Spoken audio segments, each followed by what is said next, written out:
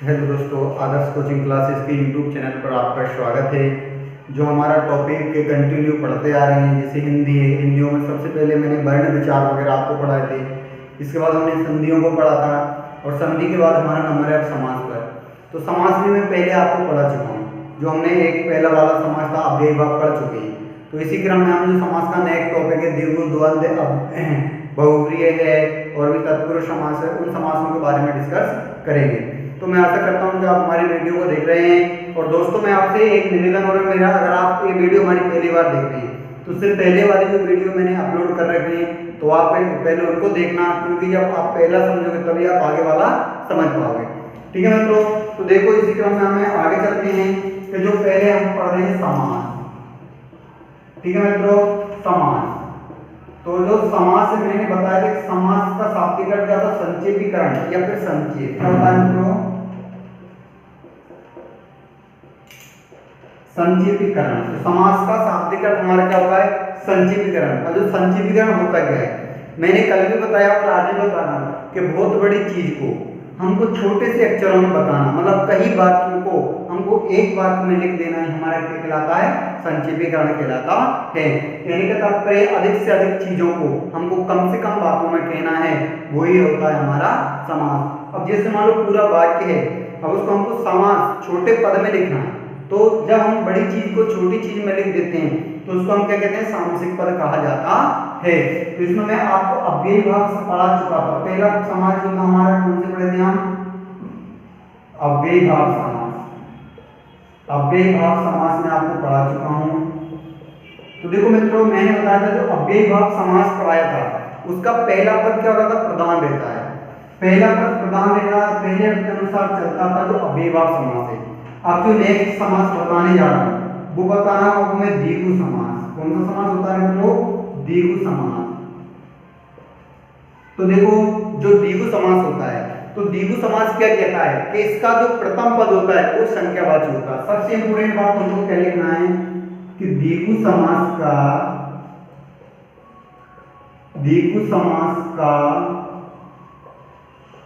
प्रथम पद संख्यावाची होता है। संख्यावाची होता है। सबसे पहली लाइन हमको ये वेरी वेरी इंपोर्टेंट है। अगर द्विगु समास को पढ़ना चाहते हैं तो द्विगु समास का क्या होता है?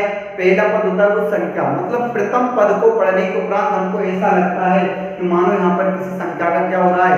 बोध हो रहा हो। जैसे मैंने कहा सप्तऋषि, तो सप्त जो पहला पद क्या रहा? सप्तऋषि। तो सप्त में क्या मिल रहा है हमको? 7 मिल रहा है। तो हम कह सकते हैं कि 7 ऋषियों का समूह। जैसे एक और लेते हैं पंचवटी।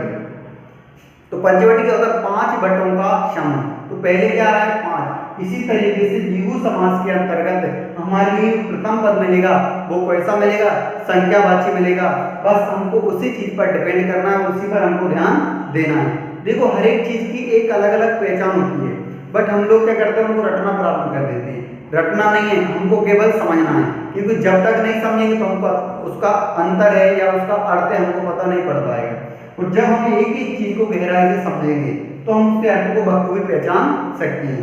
ठीक है मित्रों, तो आप बिल्कुल समझते रहिए कि द्विगु समास क्या कहता है कि द्विगु समास का जो प्रथम पद होता है, जो पहले वाला पद होता है वो कैसा होता है? संख्यावाची होता है।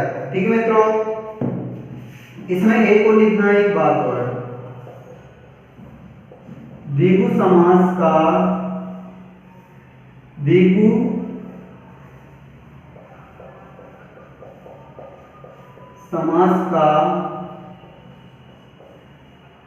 अर्थ की दृष्टि से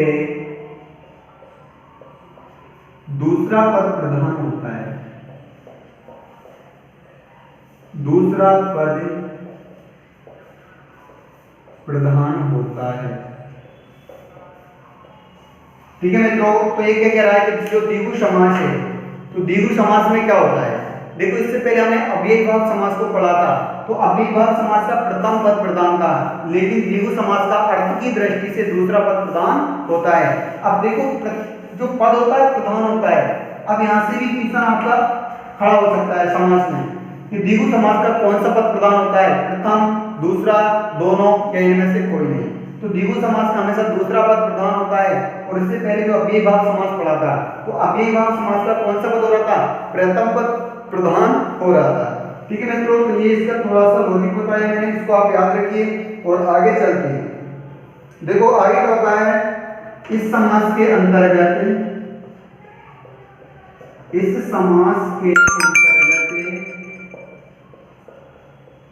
संख्या समूह का बोध होता है। किसका? संख्या समूह का बोध होता है। तो देखो मित्रों, ये पूरी की पूरी लाइनें इंपोर्टेंट है। अब हमको उदाहरण समझने में ज्यादा समय नहीं लगेगा, क्योंकि समझना हमको इस बात के लिए है। तो देखो आगे क्या कह रहा है, सबसे पहले द्विगु समास। द्विगु समास का प्रथम पद हमारा कैसा होता है? संख्यावाची। ऑप्शन में आ जाए किस समास का पद संख्यावाची होता है, तो यहाँ पर भी द्विगु समास आएगा। द्विगु समास का अर्थ की दृष्टि से दूसरा पद प्रधान होता है। तो किस समास का अर्थ की दृष्टि से दूसरा पद प्रधान होता है, तो वो हमारा कौन सा समास है? द्विगु समास है। आगे इस समास के अंतर्गत संख्या समूह का बोध होता है। कहने का तात्पर्य मेरा यह है कि इस समास के अंतर्गत अनेक संख्याओं का क्या रहता है? एक समूह रहता है। 2, 4, 6, 8, 10, 7 ऐसे अनेक संख्याएं आती है और उनका समूह आपको यहाँ पर देखने को मिलेगा। जैसे मान लो 88, 89, 70 किसी भी शब्द के माध्यम से वो संख्या का बोध कराएगा और वहां पर हमारा कौन सा समास कहलाएगा? द्विगु समास कहलाता है। ठीक है मित्रों, आगे इसके जो एग्जाम्पल है वो भी मैं आपको बता रहा हूँ, आप देखते रहिए हमारे यूट्यूब चैनल को। तो देखो मित्रों, आपके सामने ये मैंने कुछ उदाहरण प्रस्तुत किए हैं जो हमारे द्विगु समास के हैं। तो देखो मैंने बताया कि द्विगु समास का प्रथम पद तो संख्यावाची होता है और इसका जो द्वितीय पद होता है, जो दूसरा पद होता है वो क्या होता है मित्रों? प्रधान होता है। तो देखो ये मैंने आपके सामने कुछ उदाहरण प्रस्तुत किए हैं। जैसे सबसे पहले लिखा है द्विविधि। तो द्विविधि क्या होता है? 2। तो 2 हमको संख्यावाची पहले तो मिल गया। अब यहाँ पर हमको समास तो मिलेगा कि द्विगु समास है, पर इस समास का हमको विग्रह करना है। क्या करना है? विग्रह। तो द्विवेदी, तो देखो 2 वेदों, क्या हो जाएगा? 2 वेदों के समूह, क्योंकि समूह मैंने बताया था सम, जो ये शब्द में तो संख्यावाची समूह मिलता है। तो तीसरा पॉइंट अभी मैंने इससे पहले आपको बताया है कि इस जो द्विगु समास में इसमें संख्या एक समूह के रूप में मिलेगी। तो 2 वेदों के समूह। वेदी कौन होता है? समूह को जानने वाला। को जानने वाला कौन होता है? द्विवेदी होता है, जो दो वेदों के समूह को जानता है उसे हम द्विवेदी कहते हैं।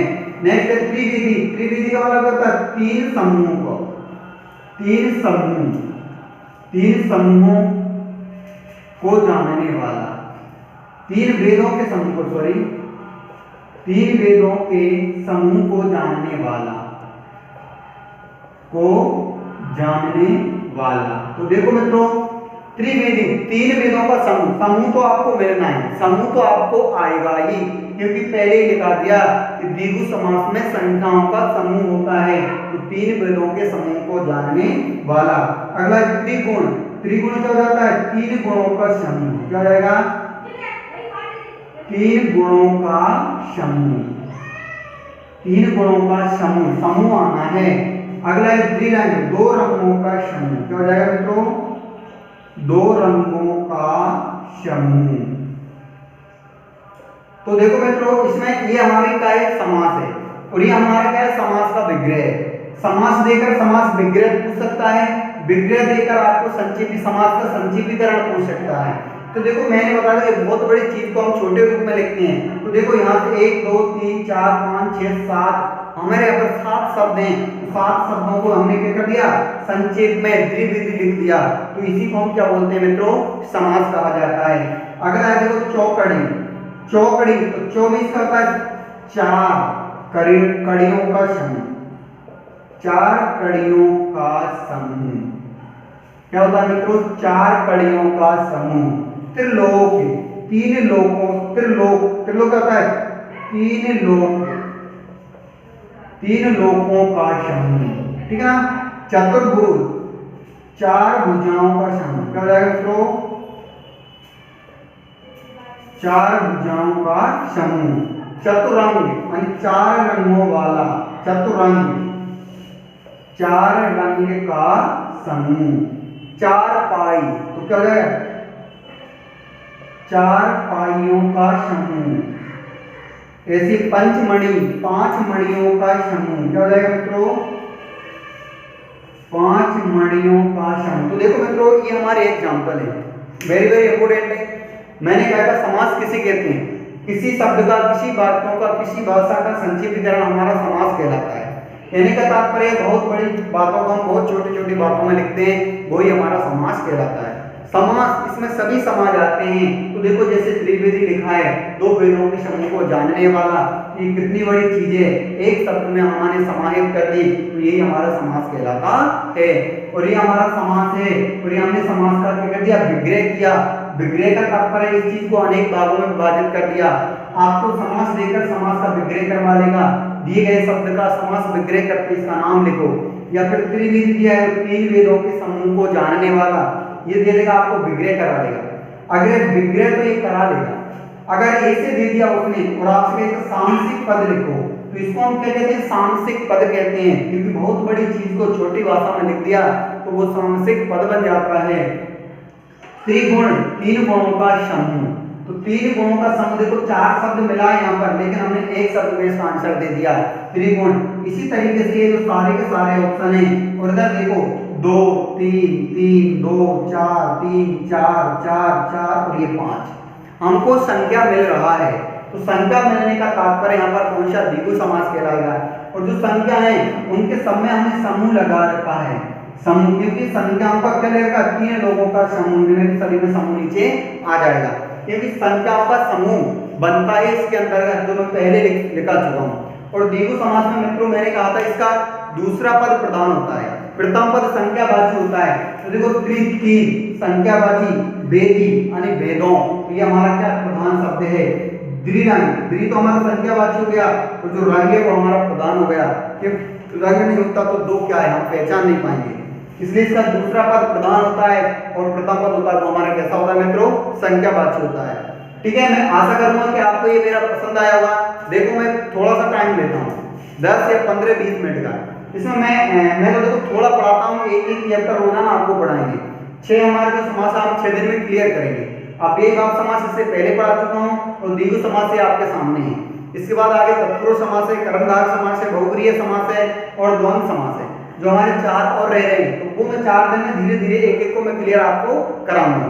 ठीक है मित्रों, अगर आपको ये वीडियो अच्छी लगी हो तो आप अपनी कमेंट बॉक्स में, मेरा कमेंट बॉक्स खाली है, उसमें अपनी राय प्रस्तुत कर सकते हैं, और कहीं अगर गलती हो तो वो भी आप मुझे कमेंट करके आप बता सकते हैं। मित्रों ये आपको पढ़ाना कैसा लगा? अगर अच्छा लगा हो तो आप हमारे वीडियो को लाइक और कमेंट जरूर करें, ताकि इससे हमको पता पड़ता रहे कि हम जो पढ़ा रहे हैं आपको कितना पसंद आ रहा है।